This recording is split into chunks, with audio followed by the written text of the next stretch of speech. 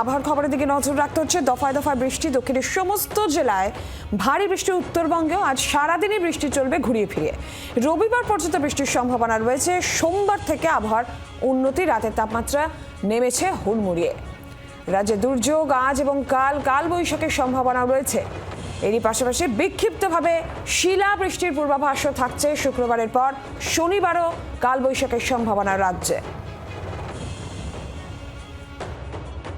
শক্তিশালী স্কোয়াল ফ্রন্টের হাত ধরে কলকাতা সহ দক্ষিণবঙ্গের ৮ জেলায় গতকাল রাতে তুমুল ঝমঝমিয়ে বৃষ্টি হয়েছে। বৃষ্টি আজ শনিবার প্রায় সারাদিন ঘুরিয়ে ফিরিয়ে চলতে পারে দক্ষিণবঙ্গের নানা জেলায়। তার মধ্যে গাঙ্গেয় দক্ষিণবঙ্গ সহ রয়েছে পশ্চিমাঞ্চলের জেলা। উত্তরবঙ্গ পরিস্থিতি একই রকম। উত্তরবঙ্গে আজ জলপাইগুড়ি, আলিপুরদুয়ার, কালিম্পং, কার্শিয়াং এলাকাতে ভারী থেকে কোথাও কোথাও প্রবল বৃষ্টির পূর্বাভাস রয়েছে। রাজ্যে এই পরিস্থিতি জারি থাকতে চলেছে আগামীকাল রবিবার সন্ধে পর্যন্ত।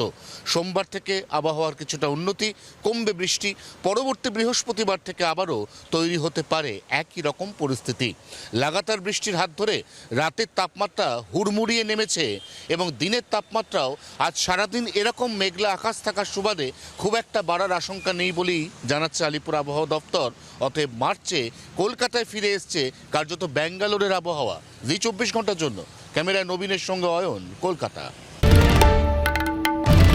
বাংলার আওয়াজ, বাঙালির আবেগ, জি ২৪ ঘন্টা।